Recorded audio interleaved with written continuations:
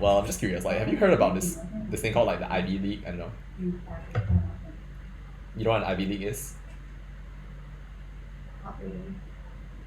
Have you ever thought about what you're gonna be doing like after like IGCSEs, or like what you're gonna be doing like after this whole like school thing is over? Like, I mean, like, are you just like being tortured? Like, do your parents just hate you? Like, do they just like want you to like go to school and then like just like like go through all this like math and science and like English and like all this like all this like nonsense for like no purpose in particular? I mean, like, do parents just hate you like to the point where they're just like, we're gonna make you suffer, and we're gonna make you suffer bad? Like, is that a thing? I don't know. Like, what do you think?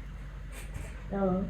Okay, then what is it all for? Like, what do you think it is all for? Like, why is it that you are dedicating your time, your effort, like your investment towards like improving your English? Like, what is the end game? Like, how does it change your life? Like, what does it mean when parents tell you that if you study hard, then you will get a good future? Yeah,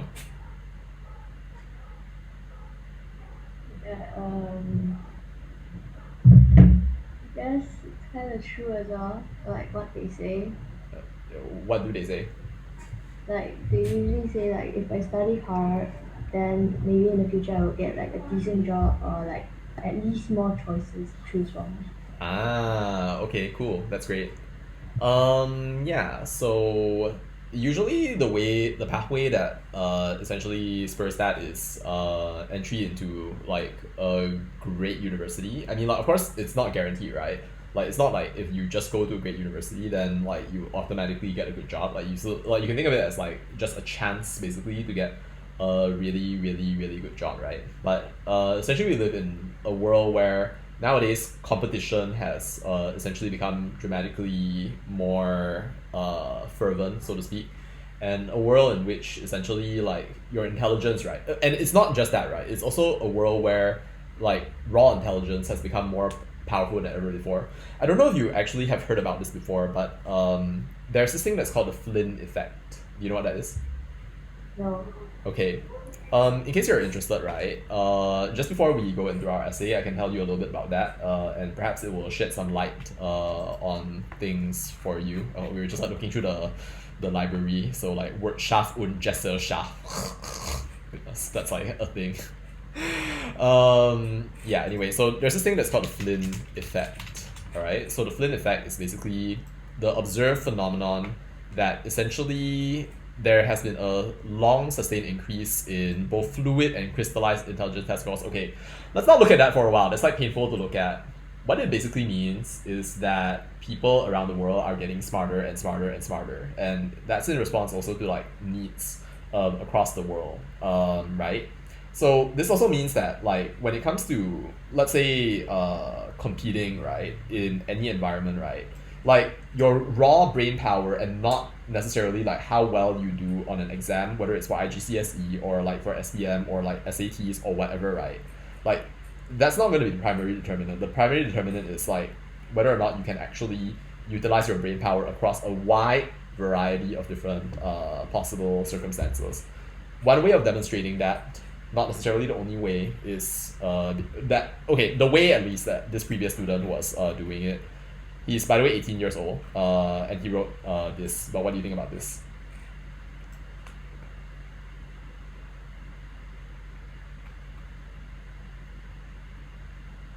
Like, if you were to just read it, like, what do you think about it?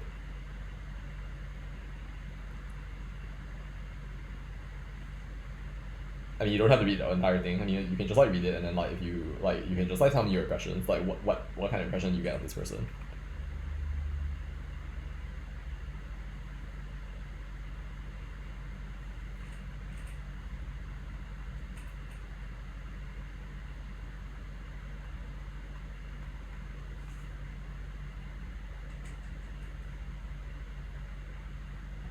So I have no opinion of it. No opinion on it? Oh, okay, I see. That's totally fine. But anyway, yeah, like what he's trying to do is just to, I guess, get into a really selective school that will offer like amazing training. This particular school is an Ivy League, which is basically a group of like 8 schools that include some names that you may have heard of before. Like, for example, Harvard. Have you heard of that name before?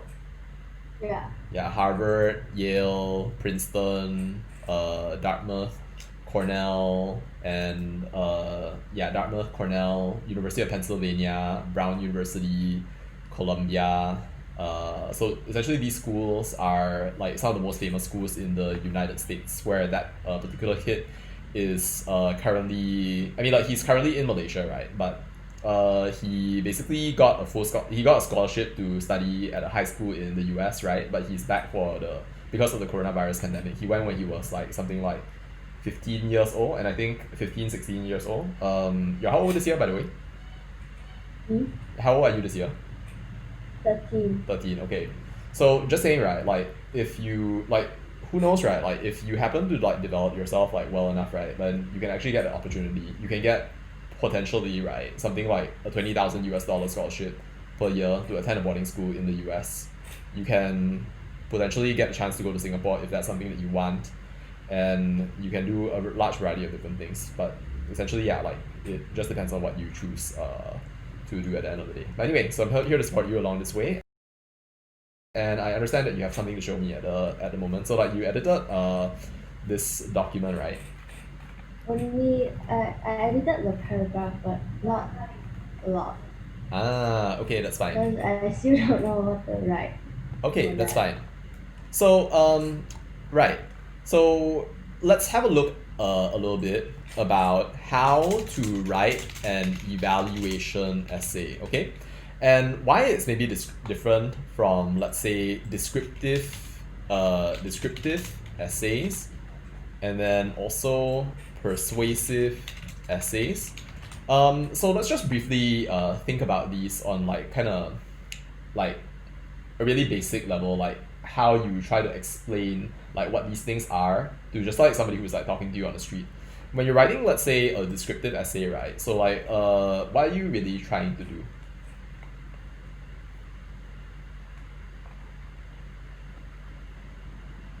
Sorry? When you're writing a descriptive essay, right?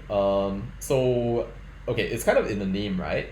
You're supposed to describe something, right? Yeah. Okay, great. So then, yeah. So what does that actually mean? Like, what kinds of words do you think that you have to write? Essentially, like, will you be writing like primarily words that give a picture, maybe, or like allow somebody to imagine what it's actually like to be at the scene? Probably you do something like that, right? Describe something, allow people to imagine what something is like. Okay, what about a persuasive essay? A persuasive essay is where like someone writes it to like make someone else to believe in them or something.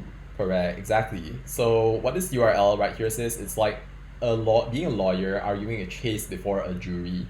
You know what a jury is, right? Kind of. Kind of, yeah. So it's like in a situation where like somebody is being indicted or being like prosecuted. So then usually what will happen is that they'll call this whole bunch of people to come in and then like potentially vote on whether the person is guilty or not guilty. So that's essentially what a jury is. So if you want to persuade people, then yeah, you're just going to be taking a stand and you're just going to be showing people, why your essay is right. Okay, so how to write an evaluation essay? So an evaluation essay is a little bit different compared to some of the other essays that you've looked at just before. So what you're going to be doing is you're going to be providing what we call a critical analysis. So let's look at this idea a little bit more closely. What does it mean to provide a critical analysis?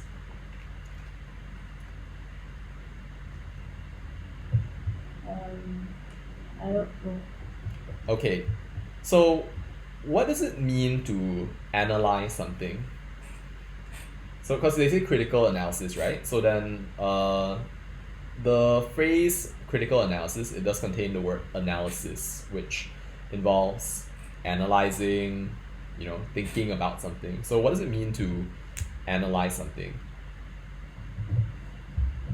That means to like examine something. To examine something, right? To see like whether or not it's actually legitimate, right? To see Yeah. to see what's good about it, and to see what's bad about it, right? Okay, so just to kind of give you a little bit of an example maybe. So, do you have any particular opinions about life in, let's say, Malaysia? Or okay, so right now, what kind of school do you go to? International school. You go to an international school. Was there a time when you were not at an international school? Yes. And okay, so like what kind of school were you in before you went to an international school? I was at a government school. You were at a government Chinese school. government school. You were at a Chinese government school. Okay. Now, all right. Let's maybe start the discussion out like this. What would you say was good about your time in Chinese school compared to your time at international school?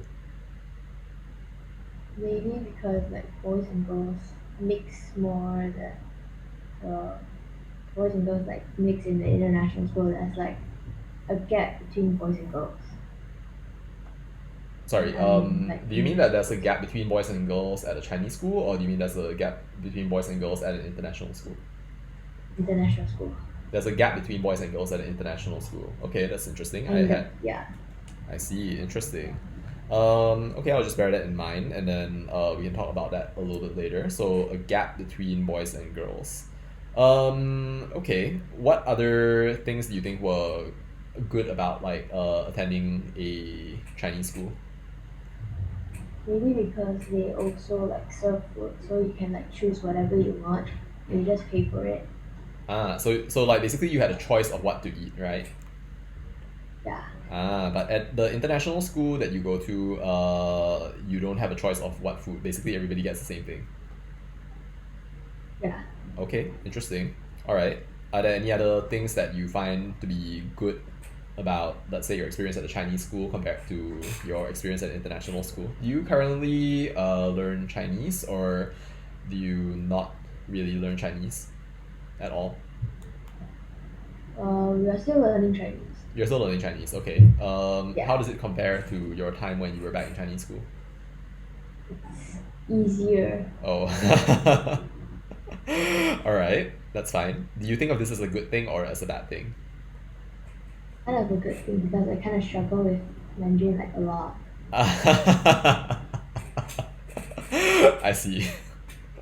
That makes sense. I have a few students I'm meeting next week who actually struggle with English quite a fair bit, so it's exactly the opposite as you. But okay, that makes sense. So, all right. Now, let's think a little bit about the good things maybe about an international school. What are some of the good things about an international school?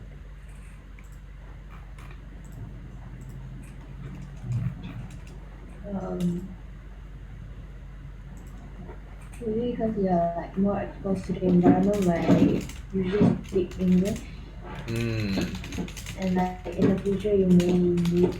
okay, to an environment where you may speak English more. Okay, and then are there any other good things that you feel exist about international schools? I mean, like, okay, so let's think a little bit about this right here. Easier Chinese classes, but can this also be a bad thing? What do you think?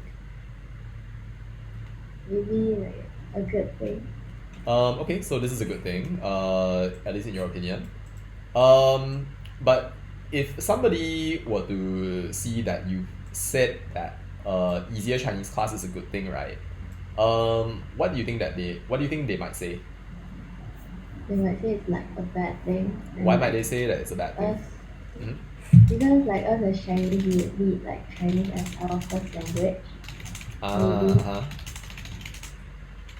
Because yeah, like if you think about it, right, the whole purpose of going to a school, right, is to prepare you for the modern world, right? Like that's the whole idea. Yeah. It's to prepare you for whatever world you're going to be growing up into when you eventually hit, like, say 22, 23, whatever, right? So essentially, like, the idea is to ensure that you can actually function in that world.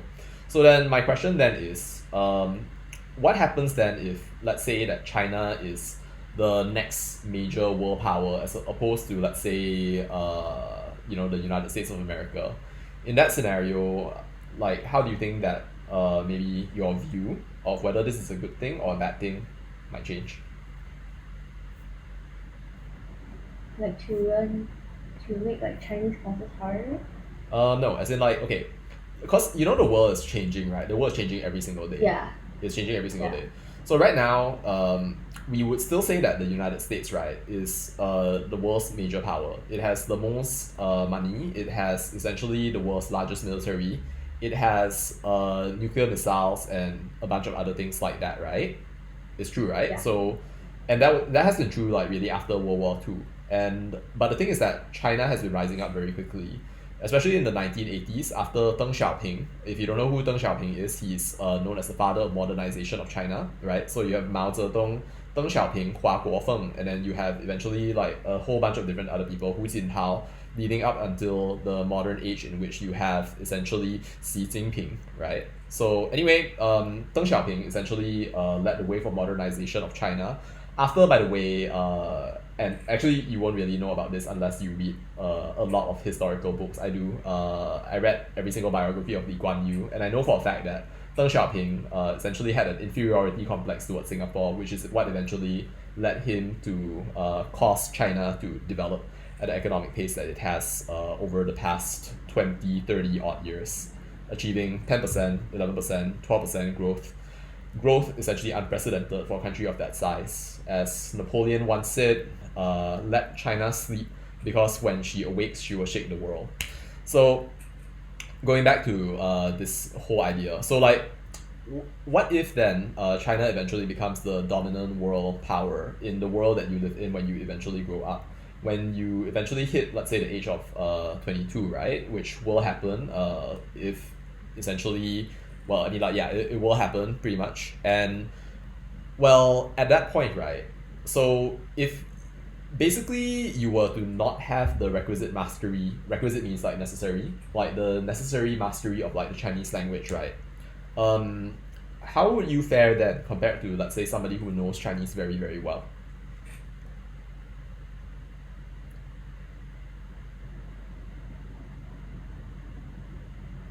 Like, yeah, okay. But anyway, like in that scenario, right, it might be so like if let's say you look at the future, right, and you see that maybe that's a possible future, right, then you might want to learn Chinese a little bit better. So if you think about it, maybe something is difficult because it forces you to aspire to a higher standard. Don't you think that maybe that's true? It's Yeah. true, right? So it's difficult because it forces you to aspire to a higher standard. And in fact, through difficult things, right, we learn, we grow, we develop as people. That's really the thing that makes us develop. It's difficulty, it's challenge. Not a challenge that's so hard that we cannot possibly imagine actually facing it. Not lifting a 500 kg or 500-ton weight, but instead like experiencing different challenges that maybe we have not tried before, but that we consider to be something interesting that's worth trying. When you think about the evaluation essay, right, do you think that basically it is difficult or something impossible to get past at the moment? What do you think? Difficult. Difficult? Okay, understandable. That's 100% reasonable, considering that you are at the moment 13 years old. But okay. Anyway, so still, right, let's continue on with the whole discussion about what we see as good things, essentially, about international school. So, remind me again. So, like, why is it that maybe this good thing about this easier Chinese class, right? Though it's a good thing for you, right? Why is it that somebody might say that it's a bad thing? Because like they maybe think that as Chinese we need like Mandarin as our first language because like our ancestors are from like China, were from China. Yeah. So also because because perhaps our ancestors were from China, and perhaps also because Chinese might be an important language to learn in order to do well in the world in the future. Okay. Are there any other good things about international school?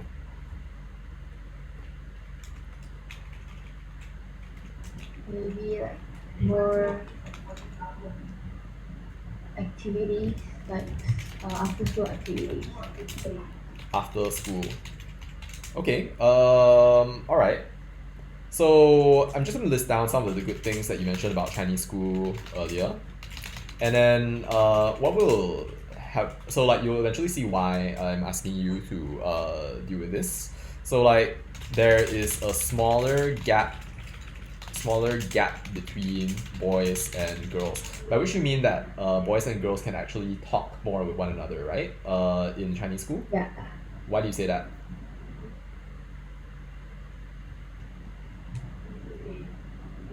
Uh-huh. So like why do you say that? Like why do you say that there's a smaller gap? Because boys and girls like talk more. So it's not because of the school policy, like it's not like the international school is like, okay, No, boys and girls don't. Okay, I see. it's just that like boys are closer with like boys and girls are closer with girls. But in Chinese school we just mix with each other. Ah, okay, closer with boys in your in Dana's current school, and girls are closer with girls. Okay, but at the same time, right, like maybe this is, don't you think that maybe that's a chance, right, that this is only true of your specific school? Mm-hmm. It might be true, it might be true only because it's your specific school, right? So it's possible that maybe there are some schools out there that are also international schools where the boys are not just close with boys, but everybody just mixes around, right? Yeah. Yeah, it's true, right? Because yeah, like maybe it's the true, maybe this just happens in your school, not international schools in general. So you notice like what I did here. So like what I did was what I'm doing actually right now is I'm asking you to examine like some of the good things and the bad things about your experience in a Chinese school and also your experience in an international school, and we are actually thinking quite a lot about our reasons for believing in those things. We're trying to examine whether or not those beliefs are actually legit, or they're actually not legit. We're trying to come up with like a bit of a logical understanding of how everything is just happening together, right? So you think about it, right? What are we doing? We're actually evaluating. We're evaluating the good points, and we're also evaluating the bad points of being in an international school. Now, the reason I thought of this is because initially I was thinking about asking you, okay, how do you feel about life in Malaysia? But I realized that maybe that's not something that you've really experienced before.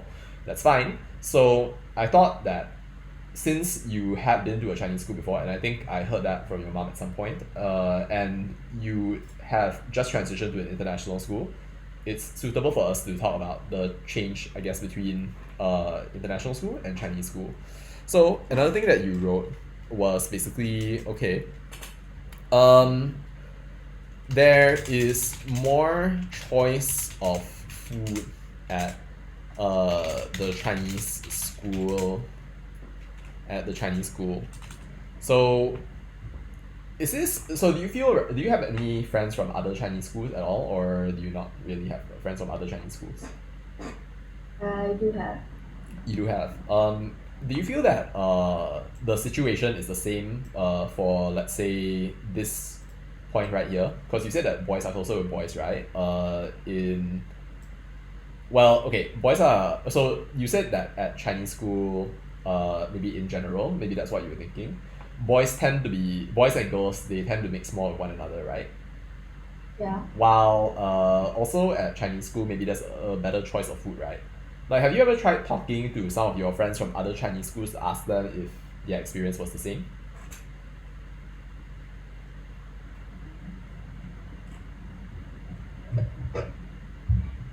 Okay, well, that's something that you can consider. That's something that you can consider doing, right?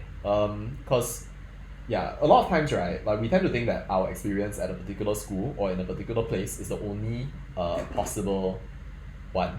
So then that makes it so that it's hard for us maybe to take a little bit of a step back to think, right, okay, what if other people are not really in my same situation? how do I think about things in an objective way? How can I think about ideas and then make use of them, right? To actually evaluate, to think about the good and the bad points of things. How can I step away from my own situation, meaning like where I am right now, like what I've experienced before, to think about really like some of the good things and actually some of the bad things that are essentially in every single situation. Okay, now maybe let's talk a little bit about bad things. So okay, so I guess like for bad things for international school, I guess like some of these things you've already mentioned as kind of like like it's kind of like suggested already, right? So like bad things about Chinese school, for example, you're exposed to an environment where you speak Chinese more, and you think that basically there's no English really, and it's difficult for you, right? So okay, but fine. Let's just explicitly write it out, and then see what we have. So bad things for international school. So I guess like what I would do is after trying to help you with writing your paragraph, right? I'll just ask you to evaluate your experience at an international school now compared to your experience at a Chinese school. How do you feel about that? Okay. Can I? Okay. So bad things for international school. So no choice of food.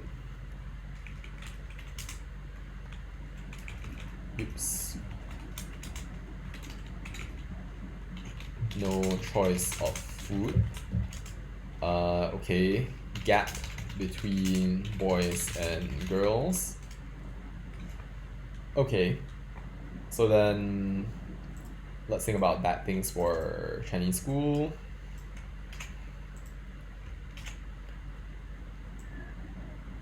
But I guess like for now, like what do you prefer more? Like international school or Chinese school? International school. Okay. Is it mainly because of the Chinese thing? Not 100%. Really? What are some reasons that you prefer an international school to a Like because um because there are more sports choices and like I don't know how to say. Mm-hmm. Yes. Like there are longer school hours which I kind of like because I don't like staying at home for like too long. Which Dana likes because she doesn't like staying at home for too long. Okay, that's totally understand. Wow, you're like a rare kid, you know, like wow, you actually enjoy staying at school. That's great. Okay, but I think that's maybe like more true now than ever before because like especially during MCO, like I'm sure a lot of. Do you feel that maybe your opinion of school changed between MCO and now? Like, were you the kind of person Yeah, who it really changed, right? yeah, Yeah, it changed a lot. it changed a lot. Like, ever since MCO, you probably started thinking, wow, I really want to go to school, right? It's funny Yeah, how something like an international pandemic can just change your perspective so much to the point where you end up being just a completely different person from the person that you were before. It really is. Okay, great. So like now that we established that you enjoy going to school, okay, so let's see. Remind me again of like what some of the bad things about Chinese school are. um, not really exposed to like an English environment. Less exposure to an English environment, and then like some other things we already know, like shorter school hours,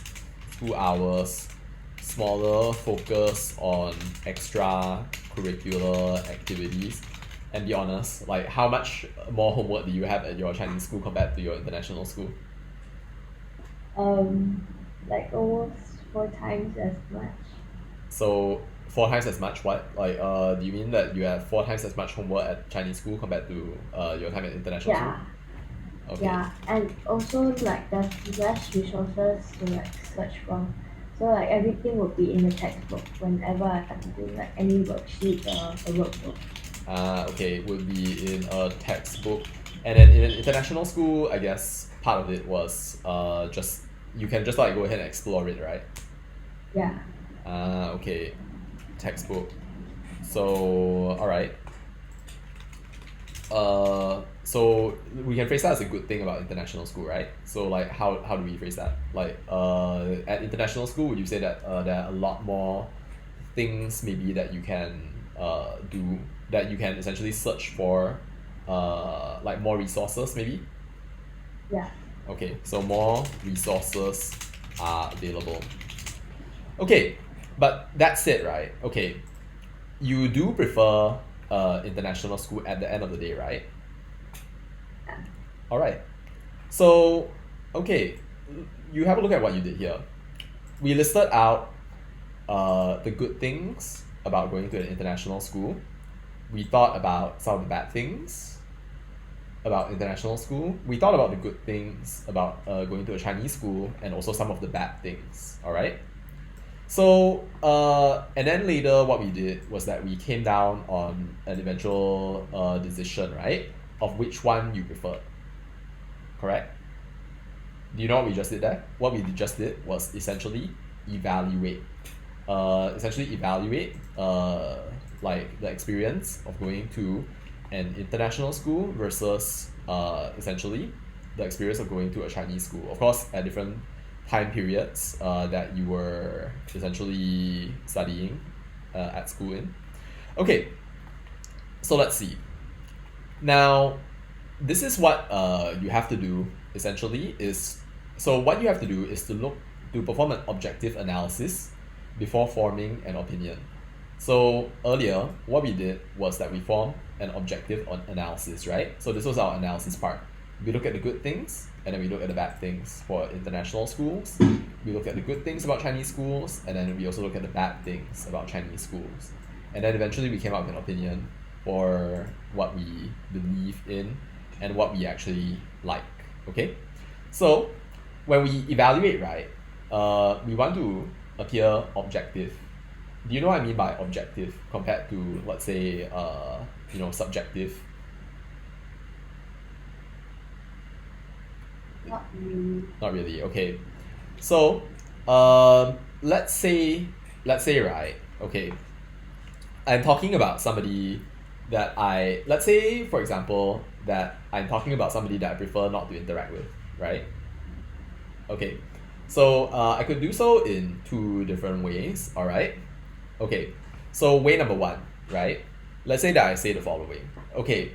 Dana, I have to tell you, right, like, honestly speaking, I think that I don't really want to interact with this person so much, right? Because I mean, like, on the several occasions when I saw him, right, like I just noticed like certain things, right, that just put me off from him. Because, like, for example, like I see him like lie to people like casually, like it's just a very easy thing to do kind of thing.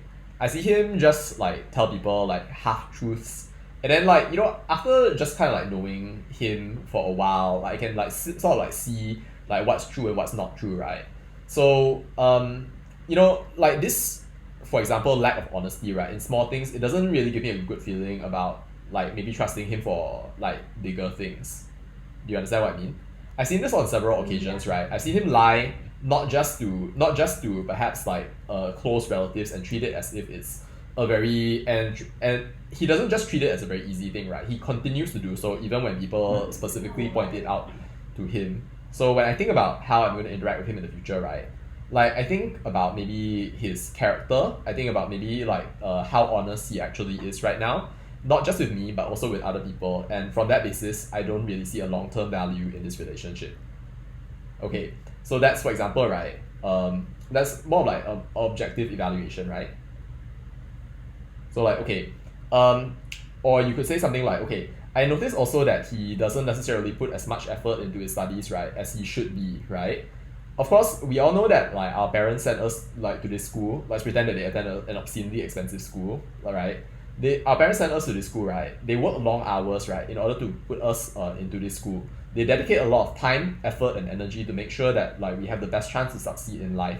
But yet, every time I see him, like, he doesn't even attend class, right? And he just goes home and tells his parents that he's very, very busy with nobody knows what except I do know because I see him all the time spending at least 4 hours at the cyber cafe playing League of Legends, that kind of thing. Of course, like maybe there's a logical error here because like the only way you would see him playing League of Legends for 4 hours is if you yourself are playing League of Legends for 4 hours straight. So, yeah. Okay, that's an objective analysis, right? So compare this to what we mean when we say subjective, right?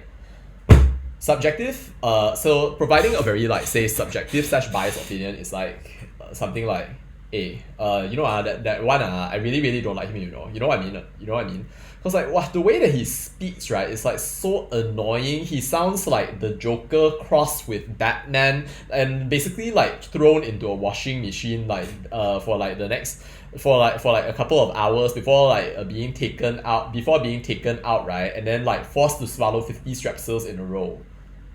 Walao, like when I look at him, right, oh my goodness, like I see the way that he looks, right, I cannot stand it already. Like seriously, the way that he pronounces the letter E, right, wow, I cannot lah. Like I just really like I don't like him lah. Like you see also like the color of his like bag, that kind of thing, my goodness, it's like I cannot enjoy it. So like I just really don't like him. In your opinion, right, okay, is that an objective opinion or is that a very, shall we say, like subjective slash biased slash prejudiced opinion of this person's character? Subjective. Subjective and like quite prejudiced, right? Because you think about it, right? Okay, why do you say that that's a very subjective and prejudiced opinion? It's like he just hates some like that person just for like little things like like the pronunciation of his E's and stuff like that. What about the first scenario where we talk about like why we did not like that person, that one specific person? Maybe like the first one was you were friends with him and then you know his attitude. You know his attitude, and then That's like why you don't like him. Yeah, it's more like clearly based on like the facts about the person, right? Like how the person behaves, that kind of thing. So okay, when we talk about writing an evaluation essay, right? So what we want to do is that we want to provide a balanced and fair assessment.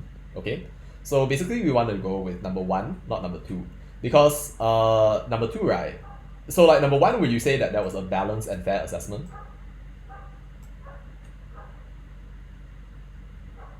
For number one, like when we were talking about like the reasons why, like relating to like behavior and all those things, do you think that maybe that's a balanced and fair assessment? Kind of, right? Okay, what about the second one? Is it balanced and fair? No. No, why? That's like you don't know the person, but you just like judge them. You don't know the person, but then you just judge them. Exactly, right? In the Exact- first, Yeah. so It's like not fair to the person. it's not fair to the person at all, and that's absolutely something that you should avoid, right? In the first scenario, right, we provide a balanced and fair assessment in the sense that we talk about like our numerous interactions, and then we talk about like why it is that maybe like we talk about our reasoning, right? We have a valid reasoning for why it is that perhaps we prefer not to interact with this person, right? So like that's essentially like what happened, right? We provide a balanced and fair assessment before coming to our conclusion. So generally speaking, being able to appear balanced, right, is quite important. Of course, like maybe, right, like you really want to write your opinion, like you really have a judgment to provide essentially about a particular person, which is of course like possible. But yeah, in order to appear balanced, right, we should discuss both the pros and the cons of a thing. What do we mean by that? The pros and the cons of a thing. I mean the benefit of it and the disadvantage. Correct. Both the benefits and also the disadvantage of the thing. So I might say, I mean, like, of course, like earlier when we were talking about the person that we didn't like, right? So like, okay, maybe that's not necessarily like very balanced, right? You could say that, okay, although maybe he's like a very creative person, like I think that maybe it's not the best choice to like interact with him, like because he's too like flippant. He doesn't really care about like being a person of integrity kind of thing. So like discuss both the strengths and weaknesses of the thing. Perhaps that's something to consider. look at the thing from multiple different perspectives. And I think that this is maybe like something that you were kind of like struggling with at the start, right? Because remember that my question was actually about like you know, whether so my question was about generally things that were good about Chinese school, right? But then actually what happened when you answered, right, was that you talked primarily about your specific school experience, right? So like at the time, like you did not take the distance away from that to see that actually maybe you were talking about your Chinese school in general. Maybe it suggests that you actually need to take the time maybe to like ask lah. If it's something that you're interested in learning about, maybe you just need to take the time and the distance, right, to actually ask about that to perhaps your other classmates or the people in other schools, right, to see if that was actually the case. Or maybe it's just something that's unique to your own experience. Could be, right? So that's really a big part of thinking objectively. Okay, great. So now be positive and critical. So basically, don't make it look like you're biased towards one perspective, even though like of course in practice in real life, you probably will be. Okay, but anyway, okay, you want to essentially give everything a fair hearing. All right. So now let's look at your paragraph right now. Okay, and consider how it kind of hangs together. Is this what you? So where's the part that you wrote? It's like the two sentence there. The two sentence Short or one. the two sentence or I the two couldn't sentences? I couldn't like think of any. Yeah, I didn't add anything. Just like change a little. I don't know Okay. what else to write. You are not really sure what to write. Okay, that's fine. Yeah. Maybe it's also because you haven't really gotten to the point where you have started to do an evaluation before, and maybe it's better not to ask you to look at all the content from like an essay and then actually evaluate the point of view yet. So we want to maybe like start a little bit slowly and like get you to just do an evaluation on your own time with respect to an issue maybe that you are more familiar with. Okay, so what I want you to now do is just have a look at the document right here. Okay, so I'm gonna just write an essay prompt for you, right? Evaluate your experience at an international school compared to your experience at a Chinese primary school. Which experience do you prefer and why? Offer your reasoning. Offer your reasoning. Okay, so let's think about this right here. So how do you start this essay? We discussed a big chunk of this already, but of course maybe like we have to figure out like where you want to start, right? And yeah, so in the introduction, right, so what do you think that you would talk about? Just to write out an outline.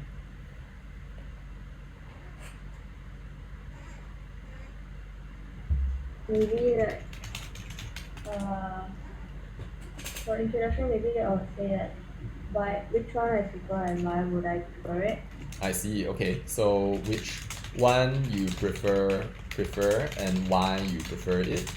Okay.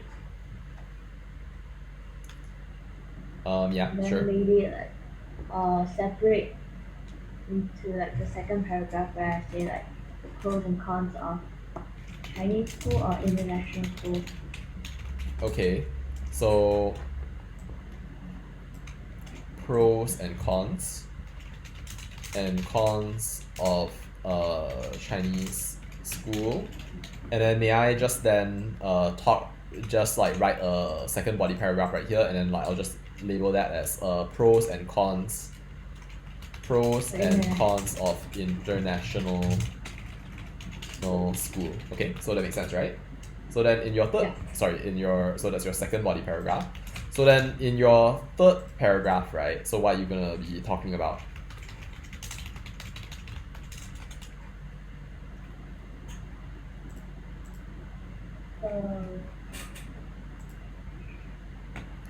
actually, if you think about it, right, and why you prefer it, right, it might end up so like here maybe you don't want to make the judgment like so fast, right? Maybe like here is more of like where you essentially like offer what so like what you prefer kind of thing, right? And then you later only talk about why you prefer it. So like basically what you would do is offer your reasoning. Of course, I'm not saying that this is the only way. I'm just saying that like for now, this seems to be an easy way to actually deal with the content that you are actually trying to produce, which is basically an essay in which you evaluate your experience at an international school as compared to your experience at a national school. Does that make sense? Okay, so let's go ahead and talk about this right here. Why you prefer an international school to a Chinese school, and then what I might say is okay. I'm not sure like how exactly you are thinking to like divide the paragraphs, because like later on when you eventually finish writing or get closer towards writing your essay, right, you may actually like break up the paragraphs into different more manageable chunks. So normally when you write a new paragraph, right, it's usually because you want to change the point that you want to write, right? You want to elaborate on a new point, you want to explain a new point, or maybe it's because like the old paragraph was already getting too long, too choppy, and it doesn't really convey like a whole full message. So I might suggest so that you either do third paragraph or third paragraph continuation or fourth paragraph. Okay. Yeah, so third paragraph continuation or fourth paragraph. Reasons as to why perhaps why maybe your perspective or how you look at things, right? Your perspective meaning like, okay, like I really think that this is good because blah blah blah. So like let's say that you actually look objectively at your own perspective, right? It means that actually you can see like what's good about your own perspective, what you're actually looking at from every single angle. This is really like a hallmark of like all educated discourse, of all really good essay writing, the ability to see your own biases. You know what I mean by the ability to see your own biases? You know what a bias is? Okay, what's a bias? That means like why do I like specifically like international school? Okay. Alright. Can you use the word bias in a sentence?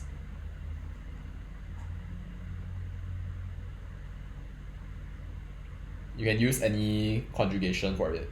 You can use the past tense, you can use like present continuous, you can use like whatever. Once my classmate said my English teacher was biased because she wouldn't let her and her friends go to the toilet but let others. Oh. But let others do so is what I would add. But that's Yeah, a perfectly yeah. good that's a perfectly good sentence, thank you. Okay. Do you know the difference between bias towards and bias against? Not really. I knew it. Okay. So bias towards, right? So star, bias towards, star, biased against. So biased, being biased towards someone means that you give them preferential treatment. Okay. And then being biased against, right, is the opposite. Being biased against someone means that you discriminate against them and treat them badly. Okay, does that make sense? Bias towards, bias against. So like this is how you essentially use it. Like some people like they just like randomly use like bias against kind of thing. Wow, that person is biased against blah blah blah kind of thing, right? But like they're not really sure like how to use it exactly, so like it ends up being a problem. Okay. But anyway, yeah, like third paragraph continuation or fourth paragraph can be reasons as to why maybe your perspective may be biased or problematic as seen from the viewpoint of someone else. Okay, so then from here, right, then we have our conclusion, all right? So our conclusion will look something like, all right, so what do we want to put in our conclusion?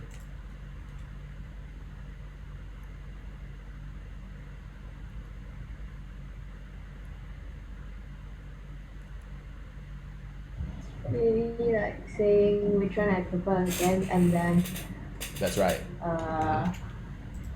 like summarizing the whole thing, maybe. Plus summary, or really short sentence. Okay, really short sentence with closing words. See, short and sweet, right?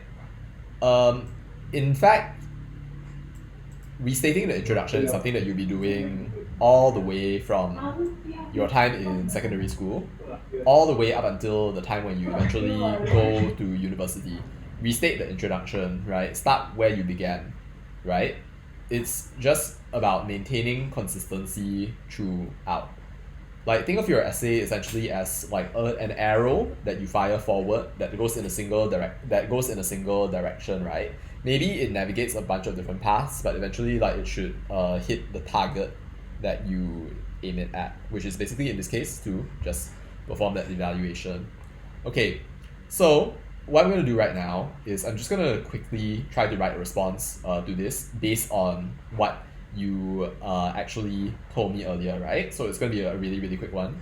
So what I'm going to do is I'm going to copy and then I'm going to paste this. You're on a document, right? So like you wouldn't mind if I like stop sharing for a while. I will now do a window, okay, copy, paste, open, and then put this over here. Oops. Tile window to the left of screen, and then this one will be tile window to the right of screen. Okay, and you can't see my screen right now. I will now share it. Okay. Wait. Okay, cool, amazing. All right, so I'm just gonna copy and paste this down below. And just oh no, what just happened? Okay, sorry. Let's go back. Copy, paste.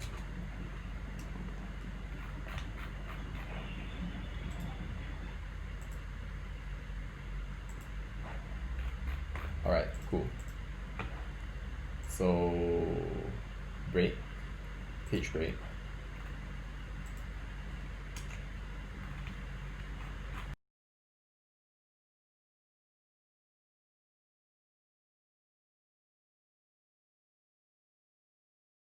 I'm gonna write an essay based on this structure, alright? So then you can eventually see like how it would eventually be formed. Sample essay. Alright, I'm gonna write it live and you will see me essentially like create it right here. Okay, great.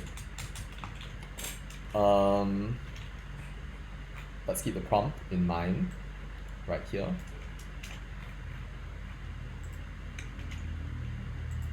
Okay. So how many years have you been to a Chinese school? How many years have you been in an international school? I think like since 2 years. Okay. 2 to 3 years. 2 to 3 years, okay.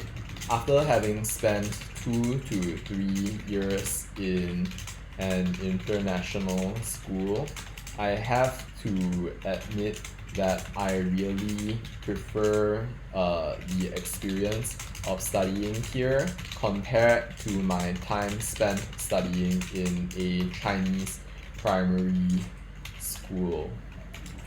Overall, I think that the experience has been much better for my self-development, although there are still some things that I do prefer about my experience in a Chinese school.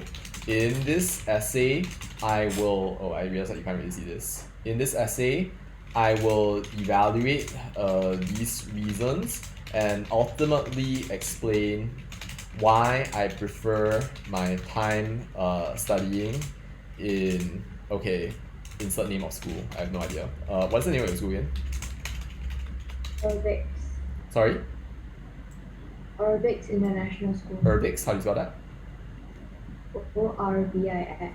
In Orbix International School. National School. Prefer my time studying in an international school. Okay, so what do you think about this? This sounds like an okay introduction, right? Maybe it's a bit long if you're like writing from the perspective of like primary school, but yeah, what do you think about this paragraph? Sounds okay?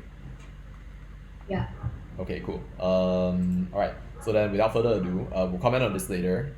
I'll just go ahead and write out the pros and cons of a Chinese school. Okay, so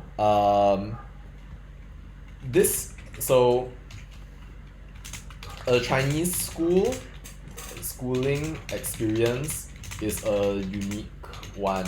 It is really incredibly hard work for a young child to attend a Chinese school because Chinese schools offer large amounts of homework. This can be seen as a pro or a benefit in favor of sending your child to a Chinese school if you think that the workload will ultimately cause them to learn much more academically speaking compared to a student in an international school. However, I think that this is actually a con. I'm actually gonna write out like more than one paragraph right here. A school experience for a young child should not just be an experience in drilling them with all the materials in the academic material in the world. It should also be an experience to help them learn how to interact with their classmates. For many, well, actually that's not really true, right? Because you said that in Chinese school you actually had more chances to interact with people, right? Yeah, so actually this is the point where you should just be all like, no, Victor, like that's actually not right, because technically that's not really true. So it's actually an opportunity, right, for you to just go ahead and then say like, actually, maybe not, right? Yeah, so that's not somewhere where I would actually elaborate on the con. So like what I would then say is maybe additionally Chinese so additionally my experience in Chinese school was full of,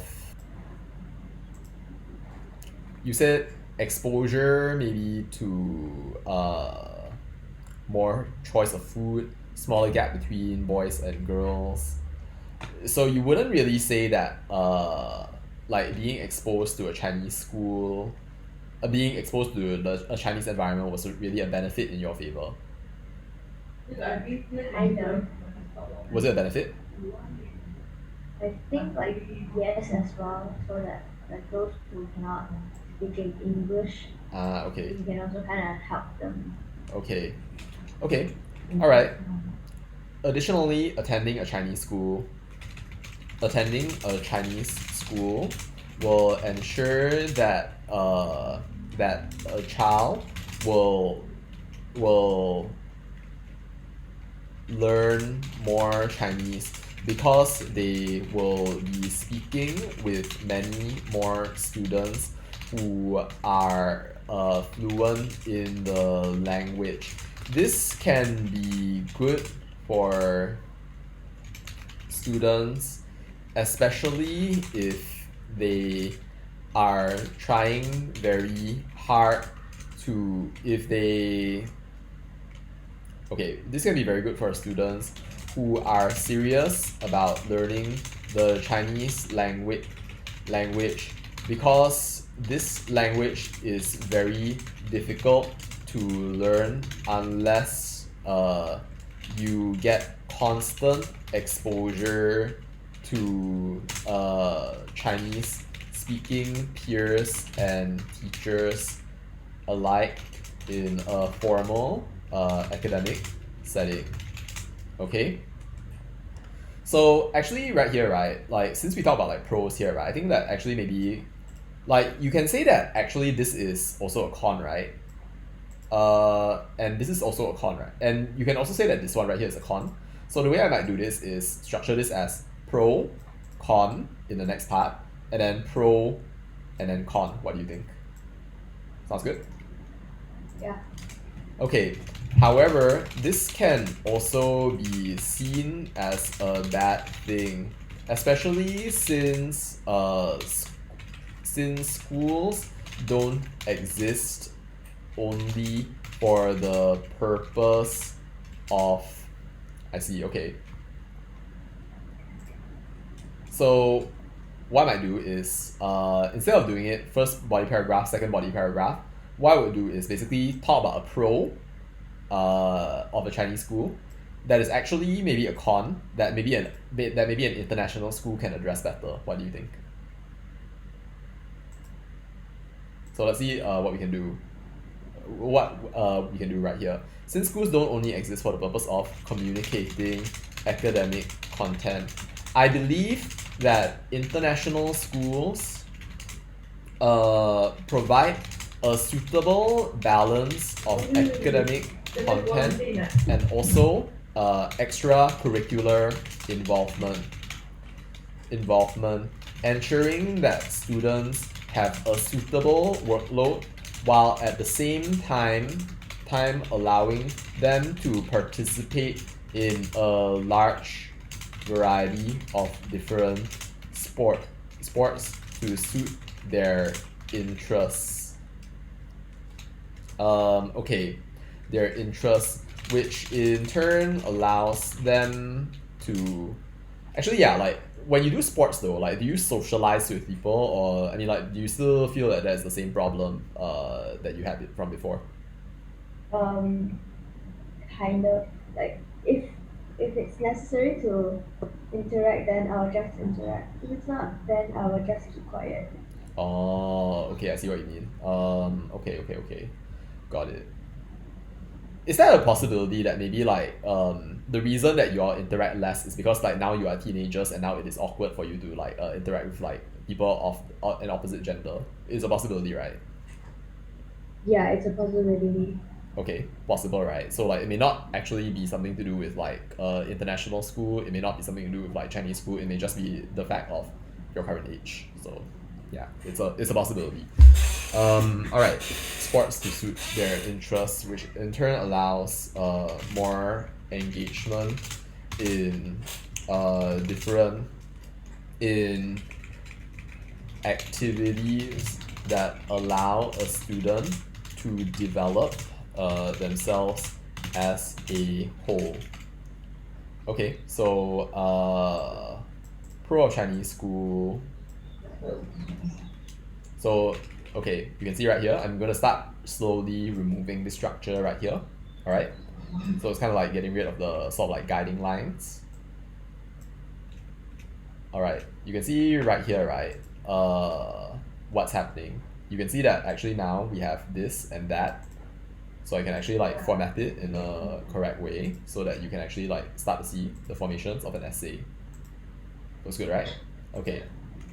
So what I would say here is, of course, attending a Chinese school will ensure that a child will learn more Chinese because they will be speaking with many more students who are fluent in the language. This can be good for students who are learning the Chinese language because this language is very difficult to learn unless you get constant exposure to Chinese speaking peers and teachers alike in a formal academic setting. However, if you are not completely committed to learning Chinese and you don't have the disposition to learn languages, you are likely to struggle significantly. This is especially true. This is especially problematic if your family is primarily English speaking and cannot help you with learning the Chinese language, as you will find it difficult to obtain a support system and a reliable source of knowledge when it comes to learning the Chinese language, which in turn can lead to more frustration, extra classes, and hours of effort dedicated to something that is genuinely difficult and that can only pay off if you enjoy an environment in which you can socialize in Chinese, and that therefore, if you do not socialize in Chinese and you don't feel like using the language extensively in the future, then the investment may not be worth the reward. Then you may feel that then the investment may not be worth the reward, although it should be admitted that nobody can really know what the value of an investment is entirely going to be worth in advance. Many years down the line. In advance. So what do you think about this so far? Does it sound good? Yeah. Okay, cool, great. So then from there, let's go on to the next part right here. So we've written a fair bit already, but now what we're gonna do is that we're gonna follow essentially like this next part right here. Although I do realize that more of this is related to Chinese school at the moment. So I'll just go with a paragraph on international school. In an international school, you get constant exposure to peers and friends, many of whom have been speaking the English language from a very early age. Because this is true, it makes transitioning over to learning the English language well very easy. And this is especially beneficial to students who want to pursue a greater mastery of the English language, which may be difficult to obtain while studying in a Chinese school, why do you think that it might be harder for you to obtain a mastery of the English language in the Chinese school? Actually, do you think that that's true? What do you think? To Obtain mastery of the English language while in a Chinese school. it's not that difficult. If like you grew up speaking English and like you're strong, like you like the subject, like if like since young you speak Mandarin and you Yeah. constantly like Mm. yeah, Uh-huh. However, okay, but you would say that it's possible for you to, it's easier for you to do that with English as compared to Chinese, right? yeah, Okay, cool. Makes sense. All right. So, however, let's see, which maybe more difficult to obtain while studying in a Chinese school. Although this is debatable. Many children who grew up speaking English at home end up being able to speak English at a high level regardless of whether they attended Chinese medium or English medium schools at the outset of their education. Okay, sounds good? yeah. Alright, cool. So let's have a look at some things right here. Okay, maybe we may want to like not necessarily talk about things that we're not 100% sure about, right? Because like what if it's really just your school in particular, right? And then what if it is actually just the fact that like you have gotten to a certain age, therefore it's weird for you to talk with one another. It's possible that that is just what's happening, right? So if you talk about, let's say, an objective analysis, right? Do you think that this point is suitable to include in your essay? Not really. Not really. Why do you say so?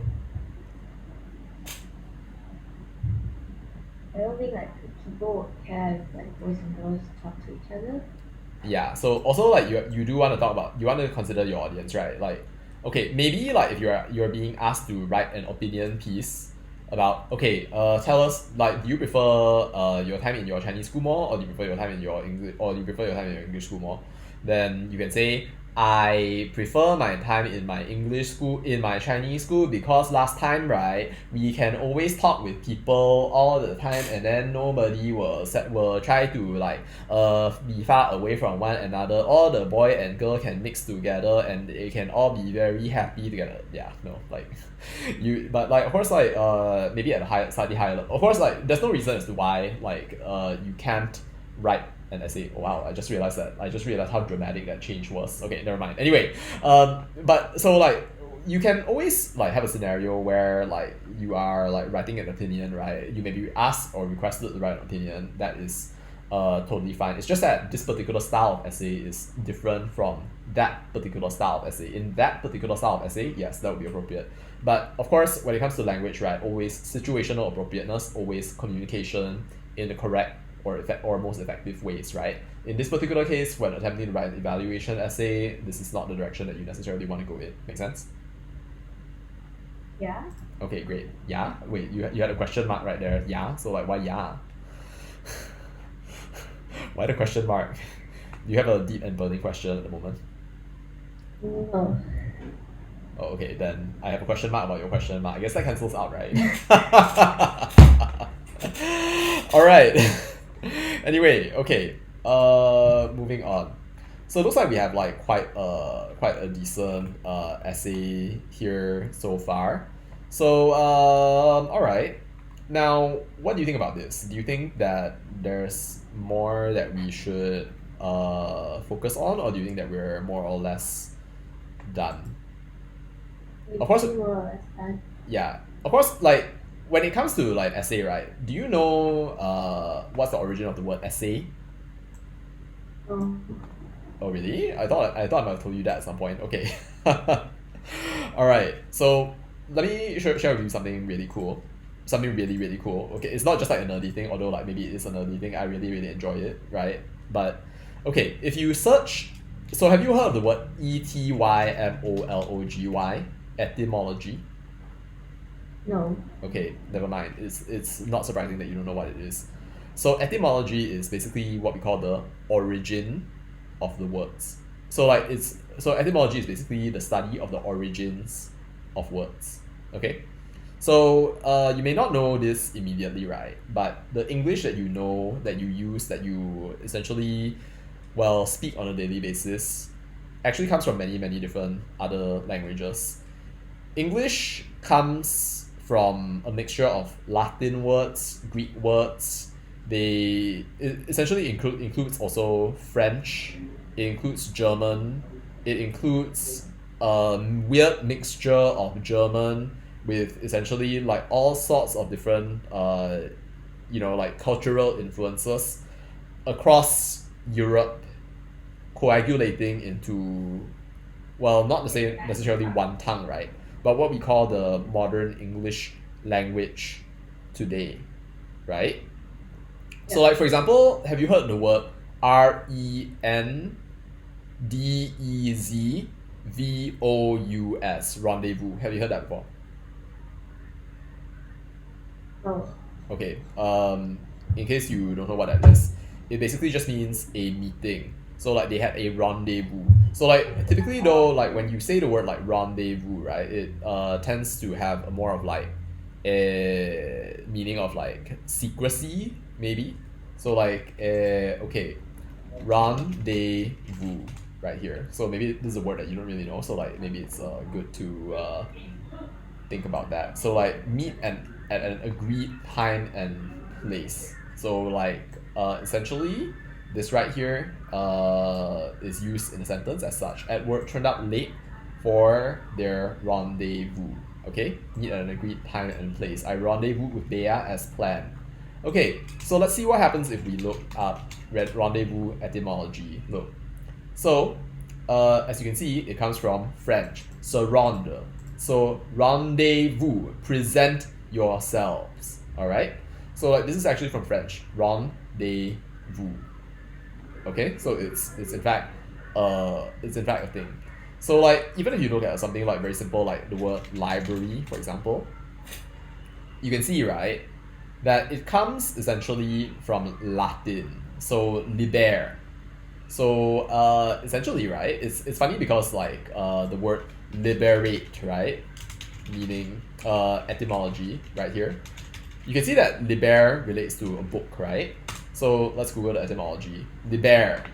Liber means free, but apparently it also means related to books. So like if you think about it, right, the whole idea of in fact freedom, right, is related to books. You can read that however it is that you will. Maybe you can think about it as being related primarily to education's role to maybe unleash the potential within a person and to help them actually claim their freedom. Or you can think about it as essentially, well, maybe like a misguided view of the world. I have no idea. Like it's obviously up to you to judge, because like you're going to be going for like many more years of formal education, so to speak. But anyway, yeah. So like, if you look at like the etymology of the word library, right, then you can see essentially like how everything comes together essentially from different Latin or French words. So let's look now at the word essay. Okay, it's kind of interesting also. So essay essentially means to ascertain. So in late Latin, it basically meant to ascertain or to weigh. Exagion basically means weighing. Essayer, and in fact, like the modern day meaning, right, of essay essentially means to try to do something or to test something. So like if you look at translate, right, .google.com, and you try to translate, for example, French, right, to English, so essayer, it means to try. So obviously, this is your, so like, okay, I wouldn't say that obviously, but I would say that your essay basically represents your attempt to respond to a prompt. Not all attempts are going to be the same. not every attempt is going to contain the same content. It's not going to be the case that just because you thought of a point, right, you're going to include it in your essay. You're going to intelligently make a choice after having thought about some of these things. You can see, of course, a sample essay right in front of you right here. But if you were to just copy what I said, right, you would not get the benefit from the process of actually trying your mind at creating one of these. Because at the end of the day, right, like you can try to copy what somebody does, but at the end of the day, right, what ends up actually happening when you learn how to write an essay is that your mind is trained in a particular way to learn how to express itself. Before you even type words on the page, right, like you need to essentially like figure out it's not just a matter of typing, it's a process of making like several hundreds of decisions that eventually lead into a final finished product that eventually ends up being able to communicate a message, an argument, a thought process. The quality of your language is the quality of your thinking. It corresponds not just to the words that you know, how complicated they are, right? Because things that are simple, right, they hide a great complexity. Still, so like very simple ideas, right, are used everywhere in literature, in essentially thought, in really famous people's words, and they don't need to be excessively complex, right, in order to communicate things that are of great import and great meaning. So even if you happen to see this as maybe containing difficult language at this point, I encourage you not to think in terms of I need to learn more difficult language in order to express myself. I encourage you to think more in terms of I need to just figure out how to think properly and to communicate effectively. So with that said, right, let's now go back to where we were as we were about to finish the essay, and I think that that will essentially be our time for the lesson. So we essentially talked here about how you prefer studying in an international school, right? We went through the points essentially that you would be going through if you were to essentially evaluate your experience of studying at an international school. Make sense? And then you continued and you continued and you continued onwards with that same line of argumentation. We elaborated upon our thought process, and now we are here. So what do we have to do right now after having gone through this entire process?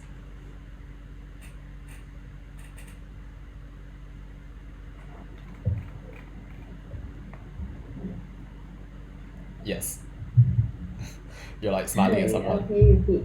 Okay, yeah. Anyway, so we have gone right now to the conclusion point, right? So what do we want to do right now?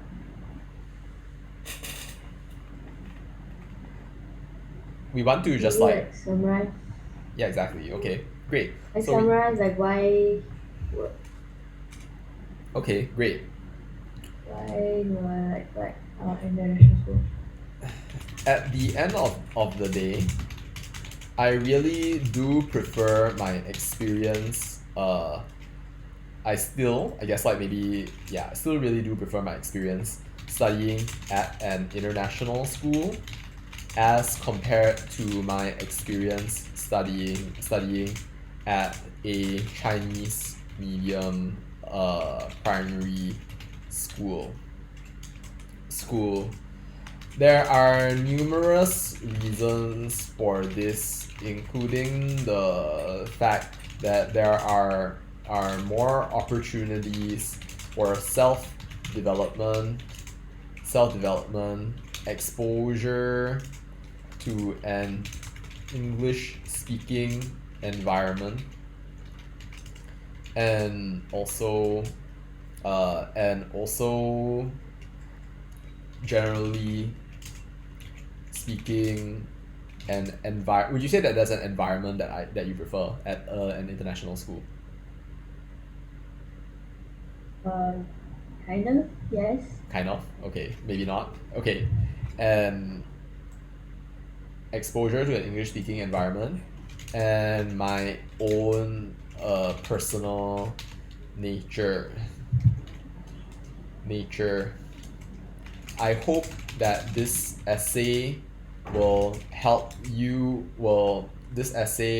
and my experiences will help you make a decision about whether you want to attend a Chinese school or an international national school in an effective in some way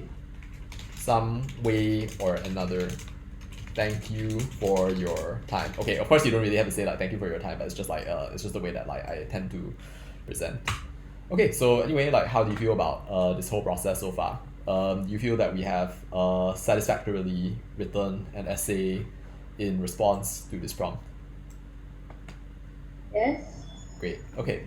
So then, what I would like you to do, as we essentially conclude our lesson, is to maybe like just like think about how you're gonna essentially write this essay right here. You can use the model that has been provided here, or you can also utilize like your own way of doing it. Of course, each person has their own style of writing. I can see like a big smile going on right here. I'm assuming that this went well in some way. Okay, great. Anyway, yeah. So just go ahead and like try and do this kind of thing, and yeah. So let me know. Like, do you have any like immediate thoughts, responses? Like, how do you feel about that process generally? Like, what we did earlier. Like, did you like it? Do you feel that was beneficial to you, or what? I don't know. It's beneficial. Beneficial. Okay, great. So yeah, then okay, great. So yeah, like don't worry about it. Like don't put too much pressure on yourself about like what you exactly want to write. It is your first so-called evaluation essay. I do not expect you to like produce like a Nobel Prize in literature. Nor do I necessarily expect you to produce an essay necessarily like somebody who's like 16 or 17 years old kind of thing. But it is to say that at the end of the day, there like I will be essentially like looking forward to like a sort of like scenario in which maybe yeah you get better at various things. Oh, and right. So tomorrow, right? I'm not sure if you're interested. But it is something that you can potentially explore. So I will be delivering a live stream English lesson basically to about I think 18 to 20 people over Zoom at around 6 p.m. And that'll be after my class with the same kid that you saw yesterday. And if you're interested in like attending that, then just like feel free to let me know. Then I can like go ahead and send you a link or whatever. So yeah, can consider. But otherwise, yeah, do you have any immediate questions or like considerations that you'd like to like know about at the moment? Like, do you have anything? No. Okay, no more. Okay, yeah. I mean, by the way, right? I did also attend a Chinese school and transition over to a different language school, so like, I kind of understand like where that uh feeling comes from. But anyway, like yeah. Subscribe.